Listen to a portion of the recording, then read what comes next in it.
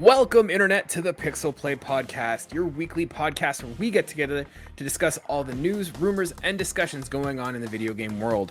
This week, we're going to be talking about Sony increasing its prices and whether or not this is just Sony going back to greedy Sony or if there's like an actual argument for it. We're going to be talking about PlayStation also acquiring Savage Studios or Savage Game Studios and moving into the mobile space and what IP we'd like to see get into that. We're also going to be talking about the new rumors of what the new Assassin's Creed game is going to look like, as well as what we think needs to change and what needs to stay the same. And lastly, we've got some stats on PlayStation users and who games how often in what country. All that and more in this week's episode. So let's get into it. Adam, how are you doing this week? I'm doing a little bit better. Okay, that's fine. The coughing is finally fucking over. I can actually talk without, having to worry about going into a massive fit for 5 minutes, so we're good. You were just threatened by Chris coming in and just doing a great job hosting last week. I mean, I honestly kind of enjoyed the backstage producer role that I took on in that show where I could quip in once in a blue moon. It was not bad. It was a good change of pace for an episode. I think the title he gave you is technical producer. Look, I mean, podcasts have that, radio shows have that. I can fill in if that needs to be the case some days. Yeah, for sure. No, we want to thank again Adam for Adam. We want to thank Chris for joining the podcast to fill in while you were battling COVID. Ladies and gentlemen, let's get into it. I think the biggest story of this week, Sony just out of the blue increased the price of their PlayStation consoles pretty much everywhere but the US, with some places as much as a 20% increase. They cite it just being a situation of, troubling economic issues, inflation, supply shortages.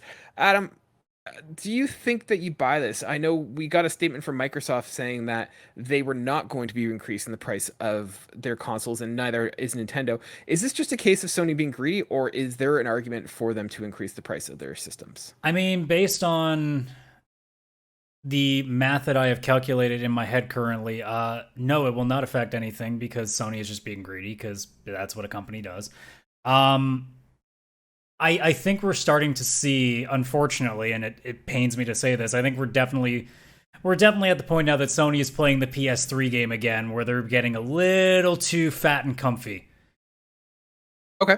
See, I definitely can see an argument for that. I don't disagree that we're getting back to the arrogant PS3 era Sony, but I think that there is an argument for them increasing the prices. And stay with me on this, if you will. I think, we are seeing a situation where inflation is happening.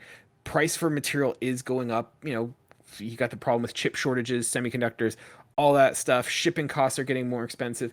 Like there is a genuine, it would be remiss to say that there wasn't a increase in cost to manufacture and ship goods. Not to mention with the price of currencies, how it's going up and down. I think there's an argument that Sony could make to raise the prices. Typically consoles, they sell them at a loss. They're not sold for profit. That's typically you sell them at a loss and you make the money back from the back end in terms of software sales, or in Microsoft's case, subscription sales. So I think there's a real argument that Sony would want or needs to increase the prices. I don't think they want to come out with this story saying, hey, we're going to be increasing prices, and then they just look greedy and arrogant like we all see them as. So the argument is, well, why are they raising the prices when Microsoft and Nintendo aren't? And I think that the situation that Sony finds itself in is different. I think with Microsoft is a huge company, and they're really touting their console as a value console, right? The Games Pass being a great service. You have the Xbox Series S, the Xbox Series X, choice in terms of what consoles you want. I would be surprised if they were selling the Xbox Series S at a loss. That one is probably making them profits and probably subsidizing the cost of the Xbox Series X. Not to mention, Microsoft is a much bigger company with a much bigger war chest that they could probably eat the cost of the manufacturing costs and the supply costs and all the associated costs that are coming in. So they can just say, yeah, we're going to take the L on these because we're just going to gain the market share that we need. Sony doesn't necessarily need to gain market share like Xbox does. And so they're in a situation where they need that market share. So they don't need the market share. So they're going to say, hey, yeah, we're going to raise our prices. And two, they're a much smaller company that I think relies on their gaming division to be somewhat one of the profitable sectors of that company. I mean, you've seen Sony TVs and stuff. They're still great, but they are not the revenue generator that they used to be. So I think Microsoft just has the money that they can kind of let Sony be the bad guy, and they come across looking as a good consumer brand promoting value. As for Nintendo, Nintendo's selling a 6-year-old console that has not had a price drop yet. That thing, it's almost That thing greedy in the way is that bulletproof at this point. They can do whatever they want with it. 100%, but I'm saying the fact that Nintendo's not raising costs, that's not a sign. The price of their manufacturing has gone down in the sense that they're using old equipment. They're making money at this point on those consoles. So I don't think it's an argument for Nintendo that they're not going to raise their prices. If anything, the Nintendo Switch needs to come down in price. Yeah, no, like I don't disagree in that Microsoft has the ability to just, throw money at the problem and not worry about having to raise costs because it doesn't really matter to them. They're making billions upon trillions of dollars. But in Sony's case too, people are forgetting that they're actually making more profits than they ever have too, and they're still raising prices. So it leads to believe that they're just the company that's deciding to raise the prices. Like that's just it. Yeah. It's not, no company really has the reason to do it other than they want more profit. That's really all it is. And Sony is just willing to be the ones to do it right now. And of course, Microsoft is willing to not play the bad guy because, like you said, they can afford to, but also they're behind, so it's probably in their best interest to do that anyway, in the same way that PlayStation 4, when E3 came that one specific year where they basically just rub Microsoft's noses in the shit that they spewed, it's the same thing. PlayStation was in catch-up mode, so they had to do the thing. Now Xbox is in catch-up mode, so now they're playing the good guy. With Game Pass obviously being what it is, they're not raising the price of their consoles yet. You even have things like the mini fridge that they're throwing all these funny things in the background that are making people like talk. Of course they're going to do all this stuff because they need to get the attention, because they need to get back into that first position. Whereas Sony right now is in that position. You can make arguments now that with Game Pass, Xbox is kind of maybe started trickling back in, but in terms of like when people are talking about video games specifically, Sony would still likely come up more than Microsoft would be at this point because of your Uncharted, your Horizons, and the many other games in their library. I mean, nobody's going to be talking about any game more this year than God of War Ragnarok, assuming it keeps to this year. So, it's at the point that Sony is really in the driver's seat, so they're willing to make whatever turn that they feel like making is necessary. Whether it's the right one or not, they don't really care because there's no real incentive for them to not do whatever they feel like now, because it seems like they're still moving in the direction profit-wise that they're fine. Yeah, you touch on two interesting points there. I think one being Microsoft, like they need to be the good guy. They need to get the brand. And like you said, with Game Pass, I don't think their MO is to sell consoles. I don't think that's what Microsoft wants to do anymore. They're selling subscriptions. The Xbox console is just a means to facilitate that. So they're wanting to get you to sign up for their subscription and pay indefinitely. And that's so why would they care what they're selling their console for? They're just trying to get you in. The second point that you made is like the brand, right? Xbox is branding themselves as the consumer friendly value proposition. Sony, I think, is branding themselves as the premium gaming experience, and that premium does cost money, right? Like they can charge a premium for that, a premium price for that premium experience. Whether it's right or wrong, I don't know. I can see their argument, and I can see the justification as to why that is the case. Well, I mean, at the end of the day, it doesn't matter what the justification is. All it really is going to matter is if the market decides that it's okay. And let's be completely honest, they will. So it doesn't really make a difference. Like, there are people bitching about it, but let's be honest, the consoles are not going to stop flying off the shelves as they are right now. It's not going to stop. 20 to 50 bucks isn't going to change shit. It's not going to do anything. You would have to look at least $100, if not more, for people to go, okay, maybe I need to think about that a little bit more. But 50 bucks, it's not that big a deal to people. That's like, okay, so I'm buying an extra game almost. Okay, whatever. Yeah, it's interesting to say, but like I don't think and I think the analysts have kind of said that they're not expecting this to impact the sales of PlayStation. No, it shouldn't. I don't think it comes strictly from a place of Sony twiddling their mustaches, going ha ha ha. Like I think there is some valid, probably reasons from like a boardroom perspective. Yeah, there's probably justification somewhere. We don't know exactly what they are. There probably is a reason for them to come to this decision. It wasn't probably just somebody in office being like, I want more money. Bump it. I mean, for all we know, it could have been. But it's also possible that like production costs, like something has gone up in price because of rarity or whatever, or just anything. Like, I don't know what else it could be. but I mean, there's Hmm. always something. I'm not going to Yeah. say as a customer that I agree with it because I don't personally give a shit what the reason is. Because if I didn't own one at this point and now I have to fork out an extra 50 plus to get it, I'd be pissed. Hmm. I'd still probably do it down the line, but that's not the point. But it's the sense of like in our case, no reason's really going to justify it unless like there's a really good reason, but I can't see what that reason would even be. It's just, hey, you're charging more for a thing. No, we like this thing being the price that it is, even though the price sometimes feels a little bit high. We like this one because it's not going to get any higher than this, but now it's higher.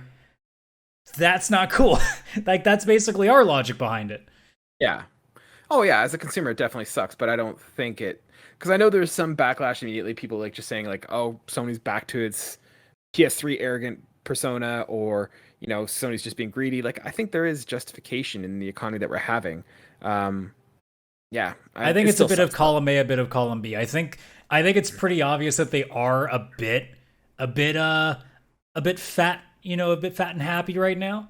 So Yeah, there is a little bit of we're just going to do whatever we feel like because again, they may have caved finally and did their subscription package, but let's be honest, they've put almost no work into the premium one still. So they're not slap a sticker, exactly call it putting their done, best and foot forward.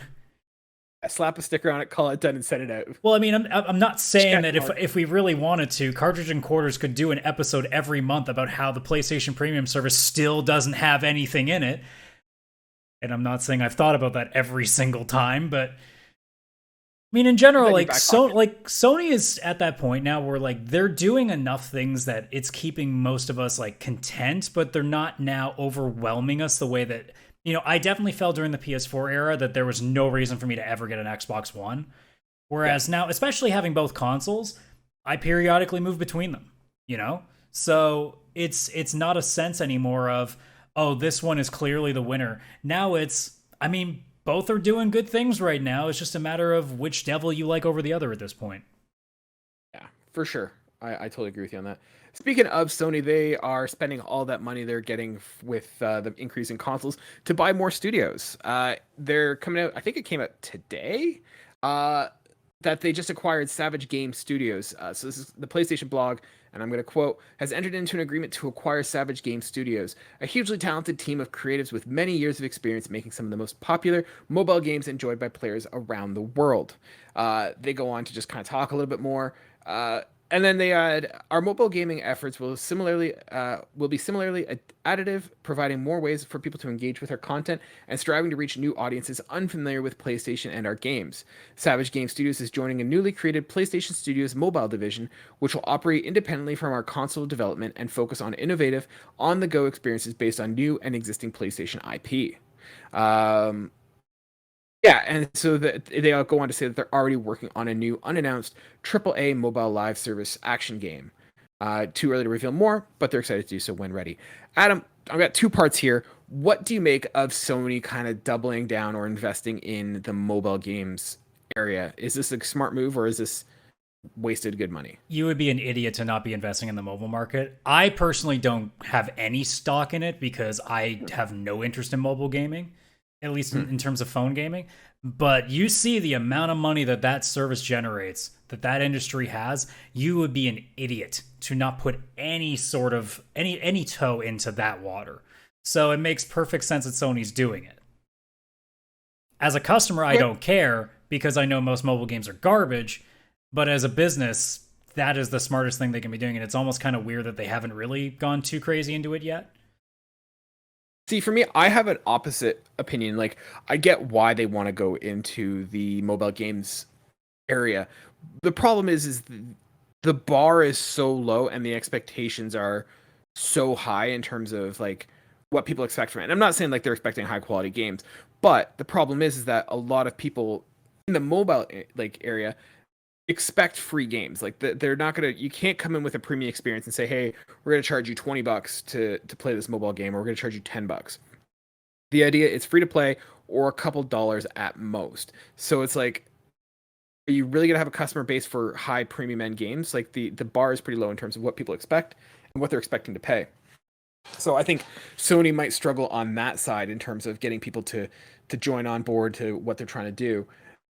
that being said, I get why they're doing it, but like you have to go down the free to play route, and you might look at something like Genshin Impact, which has been a success story. But like for every Genshin Impact, how many like yeah, what like those stupid games that you see all the time on like YouTube ads and stuff, like pull the pin and like there's some moron there who doesn't understand how to like Yeah. do that. Like I just don't know how Sony comes in and does a premium, triple A mobile live service experience. I mean, it really depends So on what they're looking to do here, because I mean, if they want to make like a paid game, I mean, Square Enix has sort of found that niche, but they also are using like ports of their older games. So it'll be interesting if what Sony is trying to do is more of we're going to create new things, to which it's like that.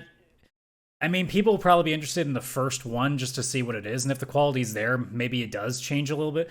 It would be nice to see that there would be a mobile market out there where like there's actual premium games that are legitimately high quality, that are actually like doing well, but it's really hard to find them because for every one of those there's 1,000 freemium games that end up just making money hand over fist because people are just falling into those gambling traps. Yeah, that's the concern I have. That being said, like I could see where they're going with this. So one thing I was looking at who Savage Game Studios is, and I'd never heard of them, and I'm not in the mobile market space, so that doesn't necessarily mean anything. So I took a look online, and I found something from Newsweek from today, and they were talking about who Savage Game Studios is. So they wrote, the fledgling studio composed of veterans from Rockstar, Rovio, and Wargaming is home to just 10 employees. Founded in 2020 with locations in Berlin and Helsinki, it's led by co-founders Mikhail Kakov and Najim Ajir and Michael McManus. Collectively, its employees have years of experience in the mobile gaming space. So the thing is, though, is that they've actually never made a game. They go on to say, despite the push for mobile gaming within the PlayStation Fold, however, head of PlayStation, no, that's not where I'm trying to go. Here we are. Savage Game Studios has not yet released any titles for mobile devices, consoles, or PC. However, its most recent project, as of January 2021, was an unannounced mobile shooter. The studio raised $44 million in seed funding to complete the project. So, Adam, my question to you is, what do you think we're going to see out of Savage Game Studios? Do you have any idea of like what IP we might be seeing coming into a AAA live service space? I honestly have no idea. I mean, what would be a good one to start with? It really depends on the kind of game they're making, right? Like there are so many different ideas that I have with like existing properties that they could do, but I also am kind of just wondering if they're going on their own and just trying to do something completely different to the industry, which also kind of makes it difficult to kind of predict. Okay, yeah. See, I'm looking at what they're saying here, reading between the lines. I'm obviously not insider, but they're saying they're already working on a new unannounced AAA mobile live service action game. The studio has not made a game, but they had $44 million in seed funding to develop a mobile shooter. This leads me automatically to think that this might be a Destiny game. I think they might be like doing sort of like what PUBG does, what Fortnite does, and doing a PC or doing a mobile version of Destiny so that you can play it on your phones, kind of like you can with Fortnite or with PUBG. That would be my guess. I would highly doubt that because I think that would be Bungie just handling that. So I doubt it would be moving to somebody else. I feel like if they were going to do something as a first person shooter, they would probably test the water with something outside of that realm, because right now Destiny is on such a high that I think they want to be very careful about transitioning that to mobile, because right now it's probably at the best it's ever been. So I don't know if you necessarily want to take that goodwill away, because as people have said before, like as soon as things go mobile, it starts to become extra grindy and extra like trying to pay to win, and it's already bad enough as it is in Destiny. So I think if Bungie has any say in this, they would be smart enough to know, okay, we've already kind of pushed it a little bit with the way that we do all of our transactions for stuff. Let's maybe not go any further than that. If they were going to be doing anything with a shooter, I think they'd really try to test the waters and maybe do something with Killzone and Resistance in more of a like a battle arena kind of setting. Okay, yeah, I could see them doing that. I don't know if those have the cachet to bring in mobile gamers. Well, unless you want to go really far out there and be like, hey, here's a Last of Us like meets Fortnite clone, right? Oh, could you imagine Last of Us mobile? That'd be amazing. I mean, I was thinking they could I do. had a much better idea for a Last of Us mobile game. It was not going to revolve around that, but I mean, everybody's still clamoring for a multiplayer Last of Us. Maybe that's how it's going to happen now. Are you thinking like doing like a Contagion kind of game on mobile? No, something more of like, one of those like survival visual novel kind of things. Mm. Where it's more like story based and you just like a choose your own adventure sort of deal where you're trying to make decisions so that way you don't get yourself killed. Kind of almost like a Walking Dead kind of Yeah, game. sort of. Like Yeah, sort of like maybe a not so Telltale much game like, in a way. yeah, not like more static, like not doing the controls and like the quick time Yeah, because stuff, like but for example, I also think like you could definitely do something fun by taking Until Dawn and like taking the gameplay aspect out of it, making more of an interactive like movie on your phone. Mhm. So it's more like quick time events the entire way instead of moving your character around with the really crappy like touch controls that you see with phones. Yeah, I could see that. I don't know. It'll be interesting. I'm not super keen on the mobile game, but I don't think this is going to take away from what I currently love about PlayStation. No, it's not going to really affect us that much unless they start pulling like if they go super ham onto it and we have to sit through E3 presentations where there's like 20 minutes devoted to all the freaking gotcha games that they're going to start throwing together. Well, it's a different story. Yeah. It'll be interesting. Maybe they put it as something on premium. You got like a premium, kind of like what they do with the Apple Arcade. Like there's definitely some cool ideas. Like I said, the Until Dawn Last of Us thing. You could do some real bare bones stuff. Like San Diego Studio could easily do something with MLB to make like some sort of like either if it's trading cards or like a small like a home run derby game. Like you could definitely do something small with that. Little Big Planet I think would be a great fit for mobile. Yeah, that'd be another one. Gran Turismo could also fit there too. And if you really want to go off the board, like I think Resogun would be a great port for mobile. If you want to take a premium port, Resogun would be fantastic for that. Housemarque would do wonderfully with that. So like there's some cool ideas with existing stuff, but like until we see exactly what this new studio might be coming up with, I think it's really more of a wait and see, right? Yeah. Adam, quick question for you. Are you a big sorry about that. Are you a big Assassin's Creed fan? I was. Where do you until when did you drop off? I mean, realistically, I dropped off at Black Flag, only popped in for Odyssey, and then tried to play Valhalla, and that failed miserably. So really, I can make the case that Black Flag is the last, like, where I was consistently in there.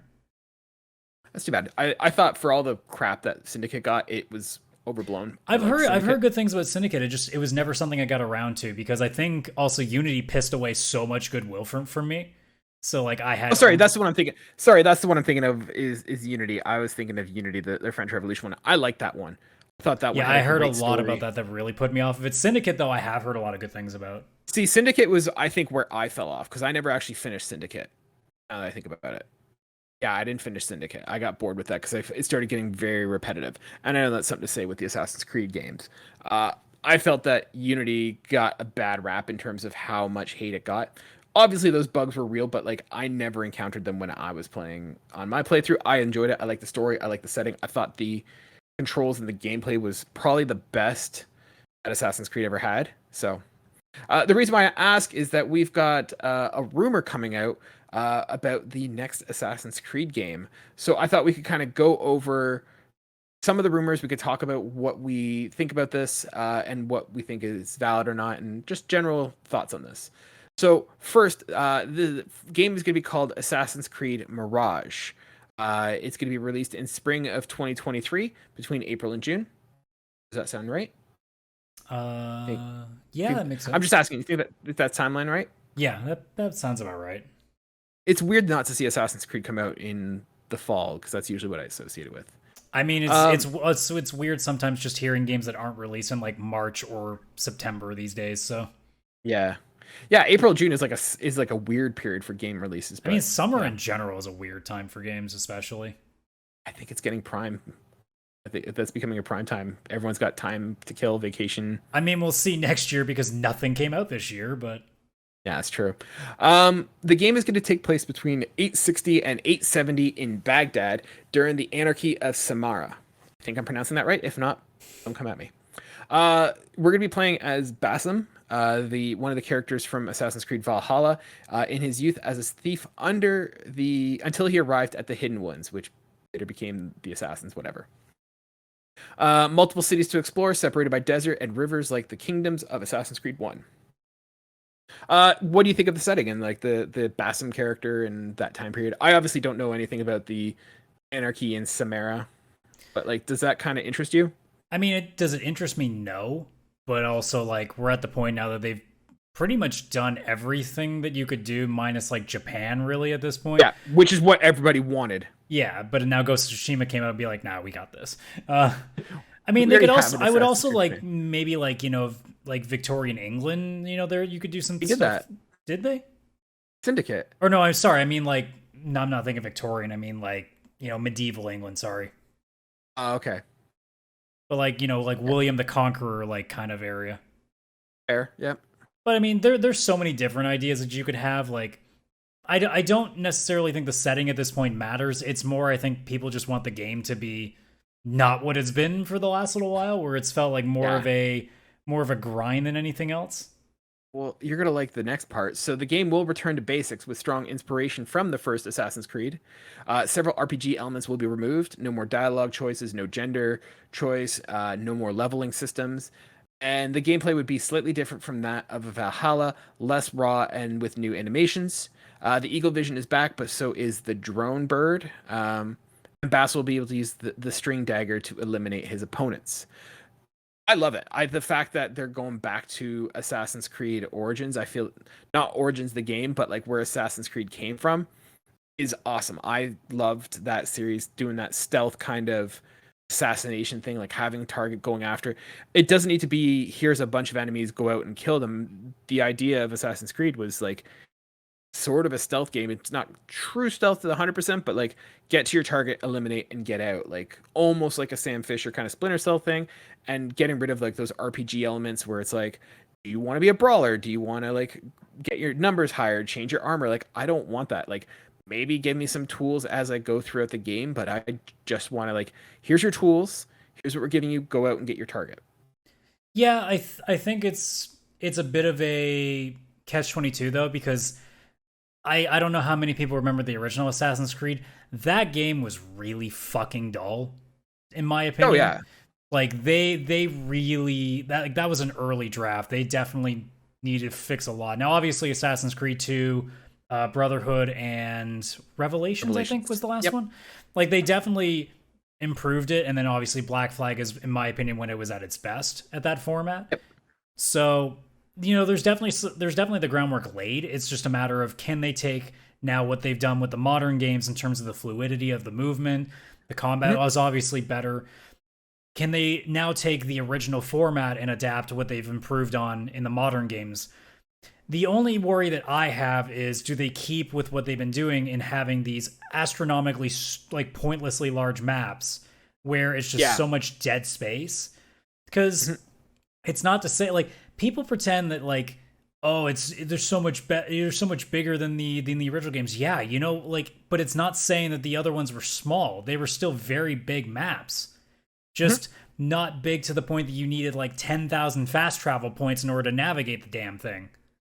Yeah, that's definitely something that I liked, because I think if the original one, like you had like 3, maybe 4 cities, and like usually about 3 to 5 fast travel points within the city, and like that was good. And you started to get like a feel of the area. You knew the maps. Like the maps are getting too big now that it's like I'm just following a compass at this point because I have no idea where the hell I'm going. Yeah, it feels like a grind because all you're really doing is just like, okay, I haven't been here yet. Let me do the 5 things that won't actually give me any sort of a reward here, but just so I can check it off my map so it stops putting these things on my map.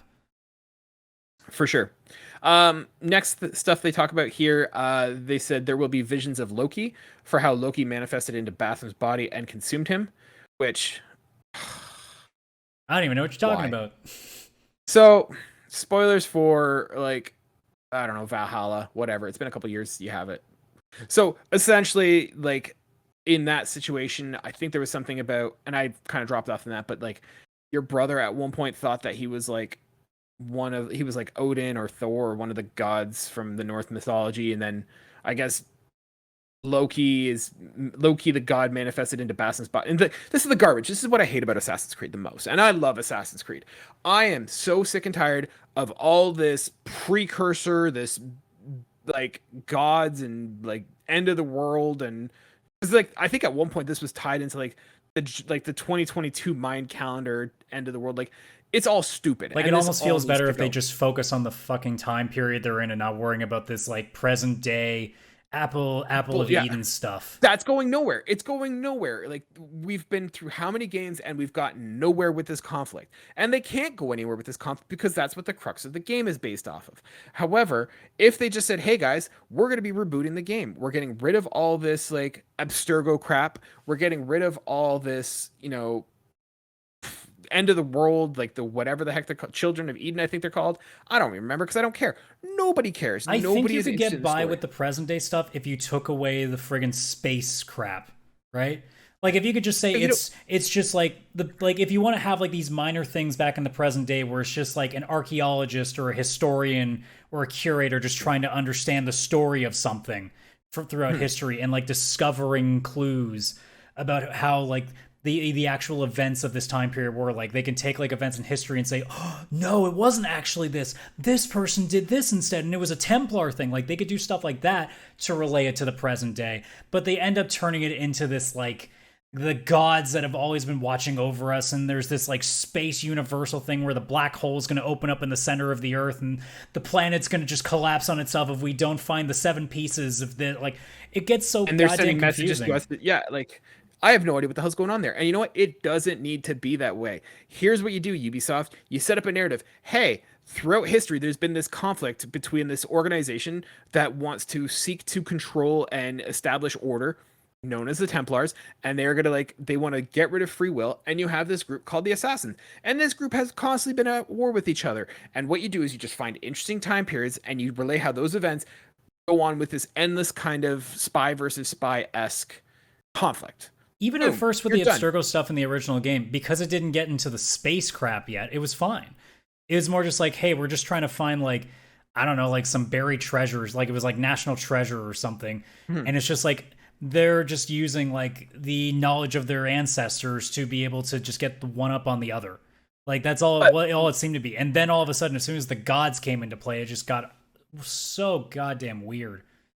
But yeah, so the problem is that they're now like, what are we, 12 games into this series, and we still haven't resolved this modern day stuff? Like, are we going to resolve it at some point? I don't think so. And if we're not going to, why the hell are we doing this? Like, it's dumb. Get rid of it. Drop the Yeah, you almost want to ask Ubisoft, it's like, do you guys have any idea how this is going to end? Because I don't think you do. The idea was originally, if I remember correctly, this was supposed to be like a 3-part trilogy, and then it ended, and it was just making too much money. They're like, nope, we need to keep it going, and that's why like there was a closure with Desmond Miles' story, but like they kept going, and it's going nowhere. The most interesting thing is you have like, hey, here's a time period, here's an ongoing conflict that's going on, here's how that conflict played out, and you never learned it. Like, we're teaching you the real history kind of thing, kids. Like, all the stuff you learned in history is true, but here's the underlying war that they're kind of fighting about. Easy premise. Good guys versus bad guys, order versus freedom, like, simple stuff. And it's not convoluted. You can jump in whenever you want, you can jump out whenever you want. This whole, like, nobody knows what the hell this, like, Loki stuff is talking about. Like, I played Valhalla. I have no idea what the hell they're talking about here. So, yeah. For your information, it's 13 games, not counting spinoffs. That's not bad. I said 12, I think. It's pretty close. And then they say that Ubisoft is secretly preparing the remake of Assassin's Creed 1. Awesome. Super excited Honestly, for that. I'm okay with that because I'd like to have a chance to enjoy that properly if they end up improving on the things that made it really dull the last time. That game definitely like did not age well. I think it definitely though deserves to have a remake with some quality of life improvements. But I think it's a good game that just, you gotta remember too, like Ubisoft back in, I think it was like 2007 when this came out, 2000, maybe 2008 or 9. Let me see here. The I think it was 2008. original, yeah, November 2007. Yeah, so like Ubisoft was a different company back then, and this was a new IP, so like they didn't have a lot to work with. So like it's amazing what they did with what they had. Oh yeah, but for it sure. definitely needs to be revamped. Like in thinking back to it, like it was a really great proof of concept. And honestly, Yeah, like I said, the groundwork was really well done. And then we clearly saw with Assassin's Creed 2 what happens when they improved it. yeah, So in a similar vein to like how Mass Effect, was a great foundation, but they had a bunch of issues with it, and they completely fixed it in 2, and it became one of the best games in that era. So Mhm. same with Assassin's Creed 2. Like Assassin's Creed 2 and especially Brotherhood, like those two specifically. Revelations is hit or miss depending, because there Yeah, was that tower defense thing that they did, which was not great. yeah. But But I like think I think aside from one game, that was totally ignorable. yeah, but like 2 and Brotherhood, I think were really like the peak of it, Mhm. really turning that corner on us, going, okay, this is going to be a thing we're gonna be used to for a number of years now. And then Yeah. Black Flag is like the pinnacle to me. But you see, even Black Flag itself was not a great Assassin's Creed game. No, it was a great It was pirate game. it was an amazing pirate game, It, but it it was was a pretty great proof of lackluster. concept for the Skull and Bones game that still hasn't come out. Yeah, I think aside from Assassin's Creed 2, I actually think Unity is the best Assassin's Creed game. Ooh, that's a hot take. It is a hot take. Come at me. I'll fight you for it. Well, I mean, I'm not. Um, I can't take you on that hot take because I never played it. Fair enough. Yeah, so they're going to be talking about, and then they just kind of wrap up that Assassin's Creed 1 remake is going to be integrated into a season pass, which will also include DLC in Constantinople when Basim meets his colleague Sigurd or trainer or whatever, which will be released a few months later. Yeah, it's fine. And then they're going to unveil this on September 10th, so we'll see. But yeah, like I want Assassin's Creed to be great. Like I don't get me wrong, Valhalla was fine. It suffered from its problems. And Odyssey and Origin were good, but they're not good Assassin's Creed games. They're good historical fantasy role-playing games, but they're not Assassin's Creed games. Yeah. And I'd like to see it go back to the formula. Yeah, I think I think we both agree in that it would be the best that if they just took the foundation that they've laid and just started working on like the thing that people actually care about the most in these games, which is just playing in historical set pieces that are just kind of like taking the most vague concept of some part of history and just turning it upside down. Yeah, like take a moment of history and then just like put an underlying current that we don't learn about to like put a conspiracy into it, and then cool. Like Like you think about like the all like the different histories of like the Chinese empires like that have just gone back and forth over the course of history. Like that's a cool idea. You think about, like even as a one-off thing, the early days of America and when people were trying to colonize in there and the Templars and the Assassins fighting over starting a footing in there. Like and that's just two ideas. You can go into different periods of history no matter how far back you go. And you can find like things like obviously they went all the way back to Odyssey to, bring like the initial instance of like not actually the Templars, but something. So like there's all these different ideas that you can have throughout history, whether that's, in England, in India, in China, in Japan, in Russia, in so many different settings. Like you can do it anywhere. If somebody knows their history, you can just throw a story in there, say the Templars and the Assassins happen to have footholds there, make a story with it. Boom. Yeah, Game. like do like the conquistadors invading like South America. Like boom, like that would be so cool. Have this thing where it's like, yeah, you did have assassins there or something like that, and then the conquistadors come and like you've got a conflict there. Now, where do you think in terms of time periods that there's a cutoff? Like what point, like what year in history do you think is where it gets too far? Because obviously a lot of people had trouble with Assassin's Creed 3 for that reason.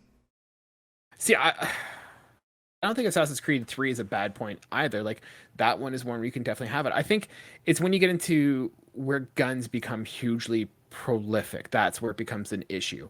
So I think the cutoff is probably World War One.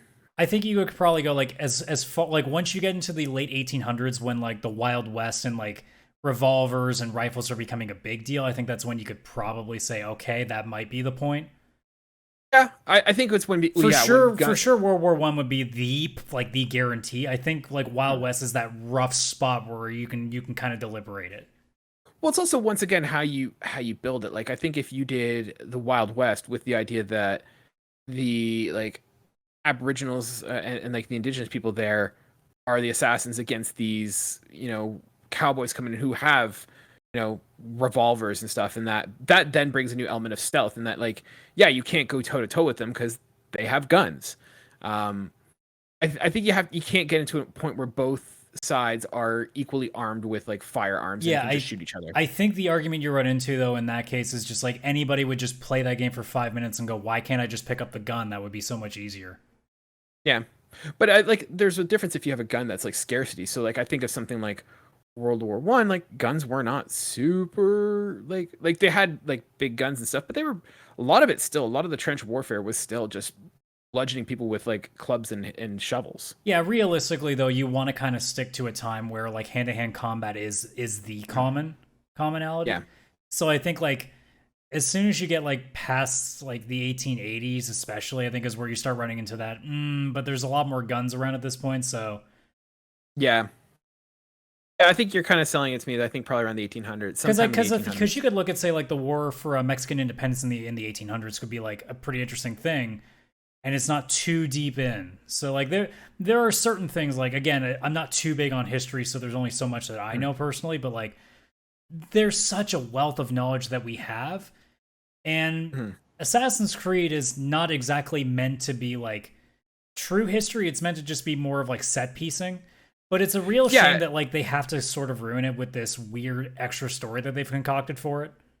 Yeah, and you're totally right. It's literally just meant to be, hey, we're not telling you the history as is. We're using this as kind of like almost like a Dan Brown novel, where it's like, hey, we're using this little interesting point in history, and we're going to weave a story around it. Like Leonardo da Vinci is now basically Q for a James Bond-esque kind of assassin. Yeah, cool. Like, yeah, I know who Leonardo da Vinci is, and that kind of all lines up. Let's do it. Like But you I- could do this you whole- could do some fun things with this series if you wanted to go real silly with some of like historical characters and just be like, hey, what would happen if like we had this game where Joan of Arc was like helping out the assassins, right?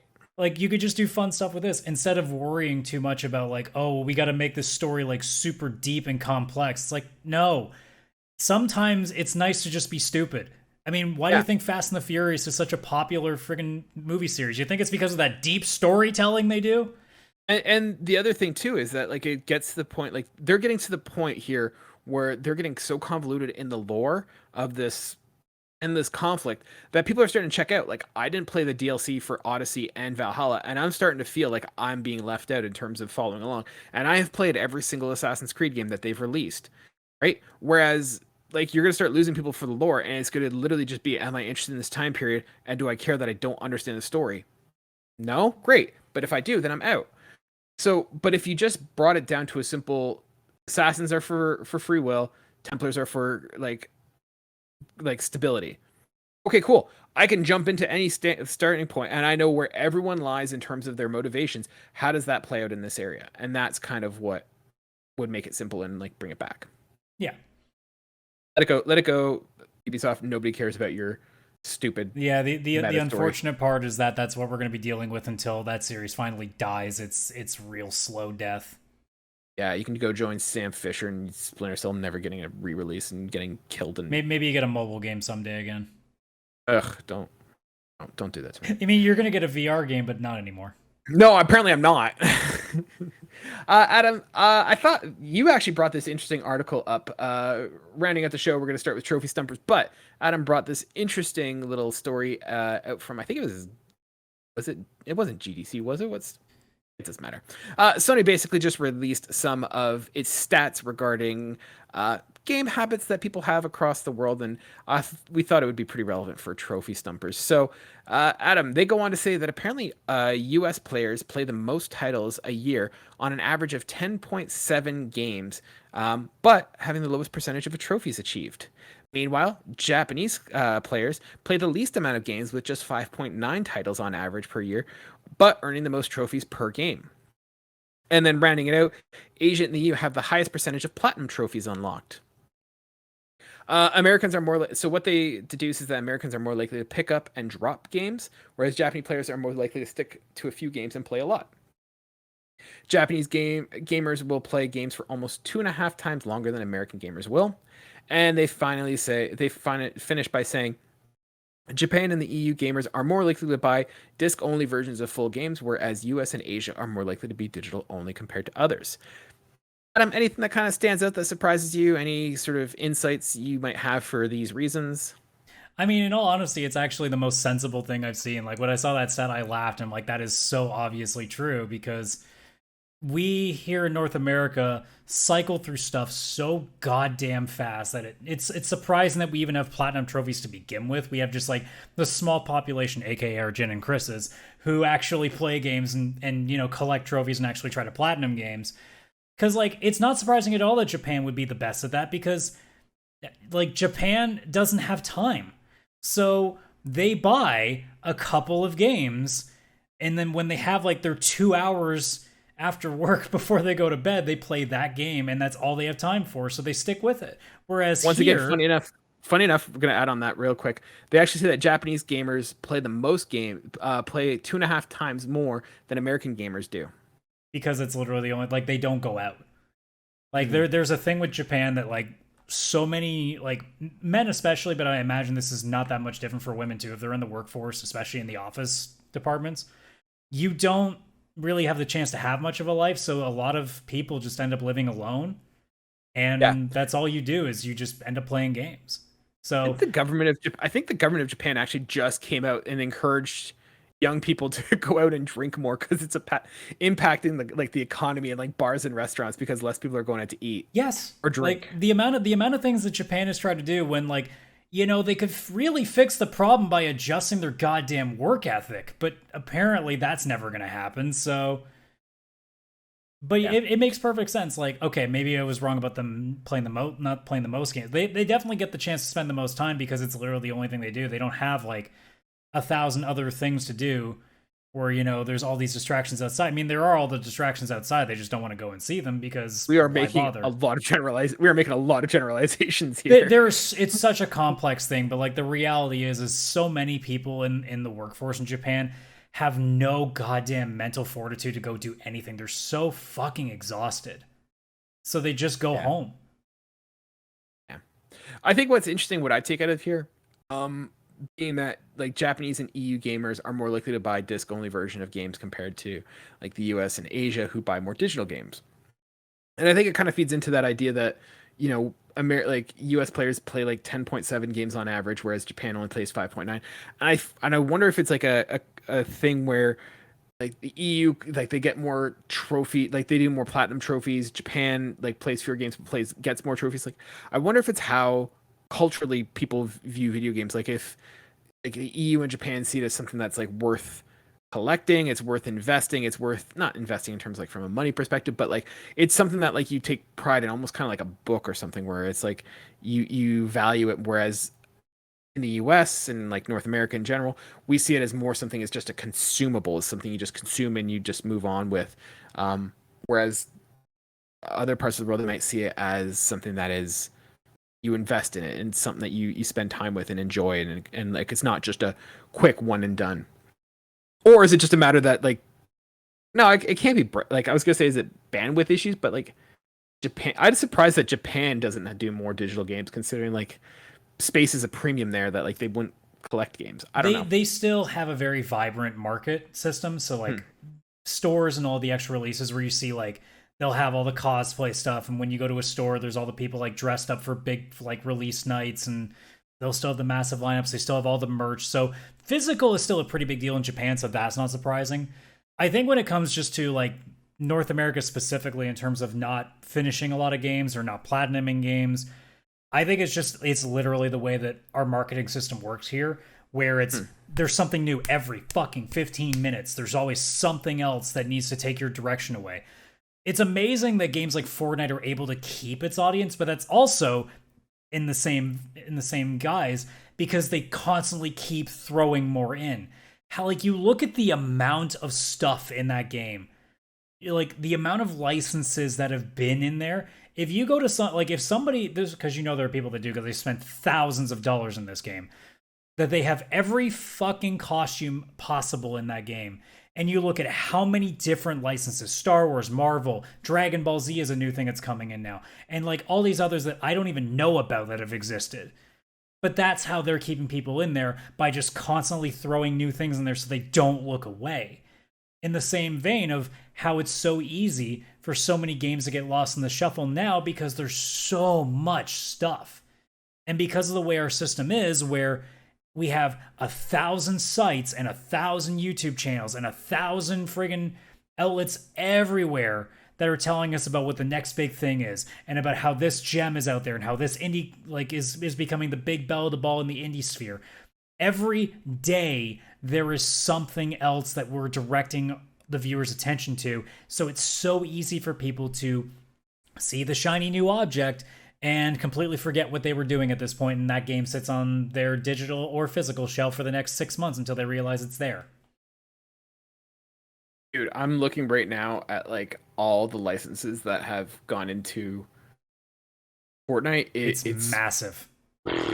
Dude, there's like some weird stuff in there that I like.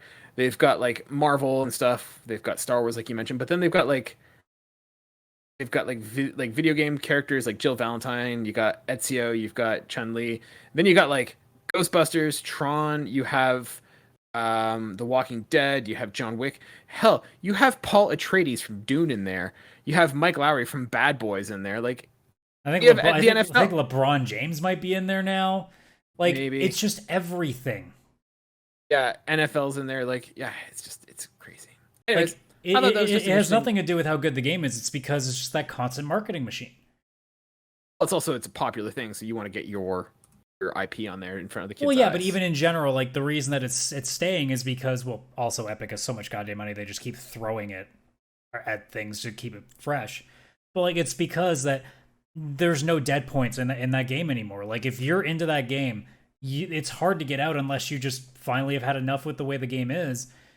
But because they're throwing so much stuff in constantly, like, it never ends. Whereas, you know, going back to Assassin's Creed, once you get Odyssey, generally speaking, once you finish it, it's done. I mean, there's DLC, but there's such a long period in between probably. But if you play it at launch, by the time that this DLC comes out, that you're probably moved on to something else. Yeah. And also it's because some of these games too are so large. It's so easy now that you play like really 40% of the game, whether you finish it or not, and suddenly something else comes out that has your attention. You're like, well, I've already spent 50 hours in this game, so I think I've gotten my fair share. Let's go move on to this thing now. And that's why Kaylan breaks that trend, and I am still working on Elden Ring. Just beat Margot, getting there, getting on top of Mountaintop. I'm still stuck with Returnal on World 3, so we're still slowly pegging away at it. Hey, you're doing a better track record than I am. It's gonna be a while before I finish the Elden Ring. Yeah, it's gonna be a while before I need to get somebody to help me co-op the next thing, because I don't think I'm gonna get the kind of run that I had when I was able to solo clear the second world again, because that was too many good things happening without me dying. Hey, I could throw it out on Twitter. We could see if someone wants to come play Returnal co-op with you. I got friends. It's fine. I know it's hard to believe that I have friends, but I do have friends. Don't you want to hang out with strangers on the internet? I've streamed before, and when people ask me if I want to play co-op with them, I'm like, I'm streaming. No. Adam, let's finish our episode with the game we always play, Trophy Stumpers. I'm going to give you 10 trophies. You have 2 guesses. Guess the game as quickly as you can. Well, I'm sure it won't be as easy as me getting it on round 2 this time. And you weren't even there to get it. I mean, I still got it, just after Chris lost. Yeah. All right, ready to go? Yep. Number 1, gospel. Gospel? Yeah, gospel. Okay. Number 2, devotion. Evotion? Evotion. Evotion. Okay. So not devotion, but evotion. Oh, devotion, the first one. Oh, okay. Yep. So gospel, devotion, hoarder of wealth. Hoarder of wealth. Yep. Okay. Bringer of light.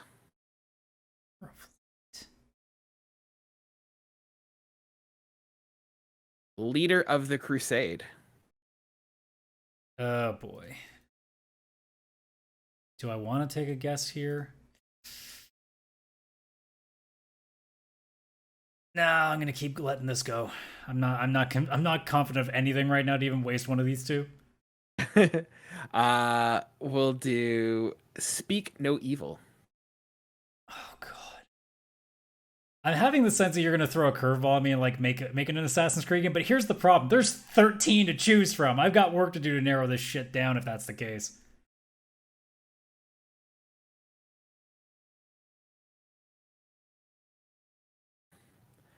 I still have nothing, so yeah. I'm gonna get rid of one of these. I'm gonna change it out. What is it too easy now? Is that what's happening? Oh, so we did gospel, devotion, hoarder of the wealth, bringer of light, leader of the crusade, speak no evil. Okay. The flock grows.